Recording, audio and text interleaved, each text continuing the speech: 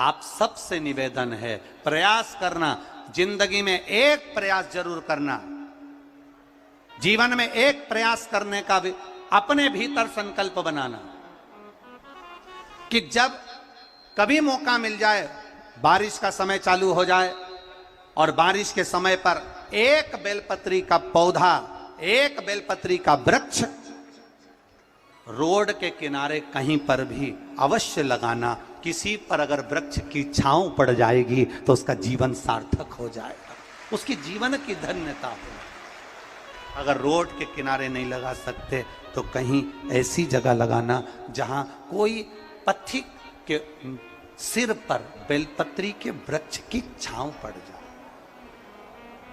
इतना कितना कहा गया है शिव महापुराण के अंतर्गत, कितना वर्णन करा गया। 1000 अश्वमेध यज्ञ कर लो, 1,00,000 सर्वतोमुखी यज्ञ कर लो, भारत की भूमि के सारे तीर्थ कर लो,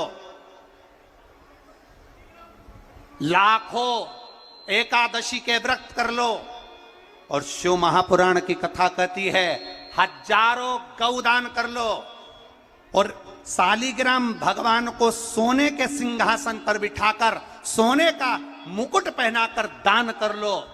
उतना पुण्य केवल एक बेलपत्री शंकर भगवान को समर्पित करने से प्राप्त हो जाता है। केवल एक बेलपत्र, शिव महापुराण की कथा कहती है एक बेलपत्र समर्पित करने से वो फल प्राप्त हो जाता है। पर बेलपत्री भी कभी कौन से वृक्ष से तोड़ना चाहिए, कैसे वृक्ष की बेलपत्र होना चाहिए। कई लोग जरा जरा सा बेलपत्री का वृक्ष होता है, उस बेलपत्री के वृक्ष की बेलपत्र तोड़ लेते हैं, उस बेलपत्री के वृक्ष की बेलपत्र तोड़कर शंकर भगवान को समर्पित कर देते हैं। ना ना, बेलपत्री का वृक्ष कैसा होना चाहिए, जिस बेलपत्री के वृक्ष की छांव हम पर पड़ रही हो, जो हमारे मस्तक से नहीं, हमारे दोनों हाथ खड़े होने के बाद हम ऊंचा करें और उस पर भी उस बेलपत्री की पत्तियां स्पर्श ना कर पाए, हमारे हाथ पर भी बेलपत्री के वृक्ष की छांव हो, ऐसे बेलपत्री के वृक्ष की पत्ती तोड़कर शिव को चढ़ाई जाती है। ये नहीं कि छोटा सा बेलपत्री का पौधा तुम्हारे घर में लगाए, गमले में लगाए, उसी की पत्ती तोड़कर भगवान को चढ़ाते जाओ, तो ये हम पुण्य नहीं कर रहे, ये हम पाप कर रहे हैं। हमारे ऊपर बेलपत्री की छांव हो और उसकी पत्तियां ली जाए, तब तोड़कर भगवान शिव को समर्पित करी जाए, तब वो पुण्य प्रावधान करते हैं। जरा जरा से पौधों की पत्तियां हमको पुण्यता नहीं देगी, जरा जरा से पत्ते की पत्तियां हमको पुण्यता प्रदान नहीं करेगी। पुण्यता तब देगी जब वो वृक्ष बड़ा हो जाएगा, जब वो वृक्ष बड़ा हो जाएगा, उस वृक्ष की मूलता बढ़ जाएगी,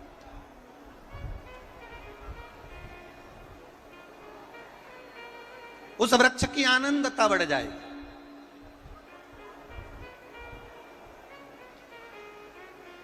आप करो भजन। कई लोग यहां बैठे हैं ऐसे, ढेर सारे, एक दो नहीं, यहां पर बहुत सारे ऐसे बैठे होंगे। सावन का महीना आया, बेलपत्री तोड़ना है, पूरी की पूरी डाली तोड़ कर लिया है, डाली तोड़ के लाए, पत्तियां निकाली, डाली को उठाकर फेंक दिया और उस पत्तियों को पूरे मोहल्ले में बांट दिया। जी जी तुम भी लो, काका जी तुम भी लो, फूफा जी तुम भी लो, मामा जी तुम भी लो।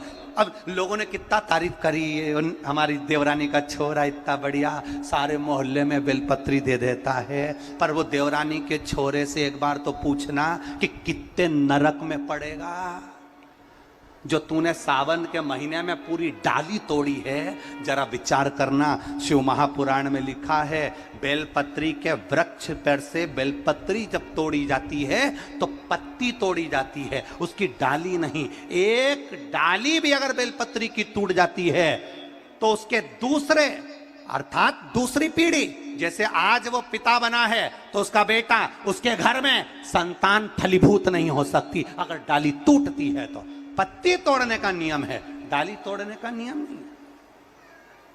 पत्ती तोड़ने का नियम है, अब पत्ती तोड़ो चढ़ाइए, बेलपत्र लाइए चढ़ाइए,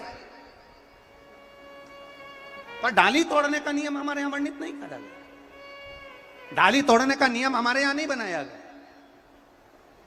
शिव कथा कह रही है, भगवान शंकर का संवाद करा है शिव महापुराण की कथा कर रही है, हमारा किया गया भजन, और भजन में भी श्रद्धा और विश्वास की मूलता, भरोसे की मूलता, दृढ़ता।